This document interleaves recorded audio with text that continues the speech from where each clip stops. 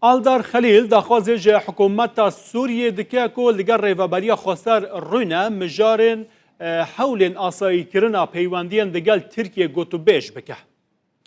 وکه که آلدار خلیل راگهاندی دبیجه دوی که حکومت سوریه جه آلیه ترکیه و نیت خواپاندن دوی که لگر ریوبریا خسر روینه لسر ماسه که جبو که پرزگری که نافخوی چاره سر بکه.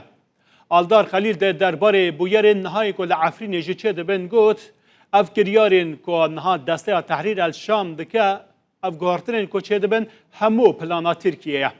آلدار خلیل هر با بحثا چند مجارین دنجی کریه. دبیجه ترکیه خواست که گوهرترین لسوریه بخا خدمت برجواندیا خواده. و گوتیه جیگو صدما نبونا دموکراسی لسوریه ترکیه. آلدار خلیل دبیجه ترکیه چکدارین سوری وکه آموره که جخور را بکار دینه. گوتیه جیگو دست وردان ترکیه ده سوریه ده هشت که جوینین جنیوه جی به انجام بند.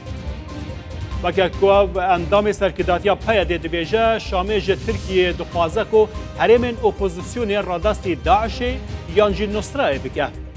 آلدار خلیل گوت جبو تحریر الشام جه هندک دورین ادلب وکشه ترکیه عفرین پیشکشی و گروپا چکدار دکه. آلدار خلیل گوتیه جیکو ترکیه جه شامه دخوازه رکفتنا ادنه وره نوکرن. هر با گوت اردوغان جبو تکشکاندنا ریوبریا خسر به همو هزا خواه تفدگره و کار دکه. اگه که آلدار خلیل دبیجه دبی که ریوبریا خسر و حکومت سوریه لسر ماسه که لحف بجبن و روینن و بحثا مجاری نافخوی بکن. حکومت شامه دبیجه هینجی دوره جه چاره سریه و به دست حالات داری ناوندی دفکره.